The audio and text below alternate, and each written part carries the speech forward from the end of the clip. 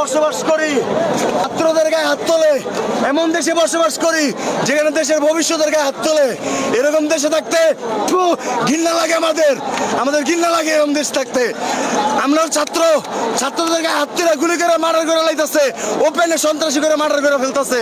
এরকম দেশে থাকতে চাই না ভাই, থাকতে চাই না এরকম দেশে, ঘৃণা লাগে। ইচ্ছা মতো টিয়ার সেল মারছে, রাবার বুলেট মারছে, ছোট ছোট ছেলে মেয়েদের গায়ের মধ্যে শটগান দিয়ে গুলি করছে। স্টুডেন্ট জানতে পাইরা গুলি করে ভাই আমার শ্বাসকষ্ট হচ্ছে। আর কথা হচ্ছে এই দেশের সরকার প্রশাসন কেন বোঝে না যে 64 জেলার স্টুডেন্ট কি এভাবেই মাঠে নামছে? তারা কোনো এতগুলো স্টুডেন্ট ভুল সিদ্ধান্তে যেতে পারে না এবং ভুল ডিসিশন নিতে পারে না। তারা তাদের অধিকার, কোটার অধিকার আদায়ের জন্য মাঠে নামছে। এটা তাদের সুস্থ মস্তিষ্কে কেন ধরে না আমি এটা বুঝি না।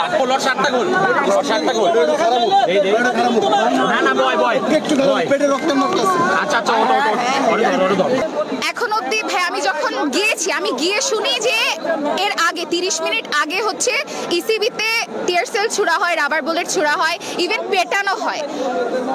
আমার ফ্রেন্ডের মানে পা হাত পা ছিলে গেছে আমি যাওয়ার পর দেখি।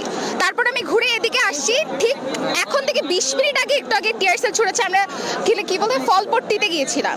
কথা ভাইয়া, এটা ভাইয়া আমি বলি আমার ছোট থেকে পুলিশে যাওয়ার ইচ্ছা ছিল, কিন্তু বড় হওয়ার সাথে সাথে আমি মানে খুবই নিচু একটা প্রফেশন হয়ে যাচ্ছে, নিজেদের কোনো বিবেক নেই এদের।